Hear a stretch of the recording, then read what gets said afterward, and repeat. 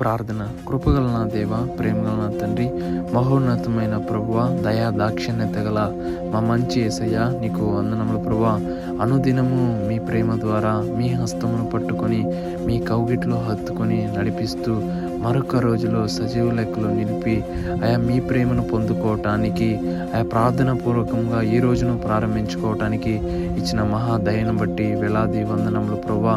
కోడి తన రెక్కల కింద ఎలా అయితే తన బిడ్డలను రక్షించుకుంటుందో అలా మమ్మల్ని అనుదినము మీరు పోషించుకొని రక్షించుకుంటున్నారు కాబట్టి తండ్రి, సజీవ లెక్కలో ప్రార్థిస్తున్నాం ప్రభా. దాన్ని బట్టి వందనములు ప్రభా. కొంచెంలో నమ్మకంగా ఉన్నవాడు ఎక్కువలోనూ నమ్మకంగా ఉంటాడన్న రీతిలో తండ్రి, ఎందరైతే వారు పని చేసే చోటు నమ్మకంగా ఉంటున్నారు, ఏ ఒక్క గుర్తింపు లేకుండా నమ్మకంగా పని చేస్తున్నారో తండ్రి, వారిని జ్ఞాపకం చేసుకోండి ప్రభా. తల్లిదండ్రులకి నమ్మకమైన బిడ్డలుగా ఎందరైతే జీవిస్తున్నారో ప్రభా, వారి నమ్మకంను నీవు బలపరిచే దేవుడు అంటున్నావు తండ్రి. అందరిని బట్టి వందనములు ప్రభా. తల్లిదండ్రి కష్టంను బిడ్డలు గుర్తెరిగే ధన్యతను వారికి జ్ఞానం దయచే ప్రభా. ఎందరి కుటుంబంలో భర్తకు భార్యలు విధేయురాలై ప్రభా నమ్మకస్తురాలుగా ఉంటున్నారు ప్రభా.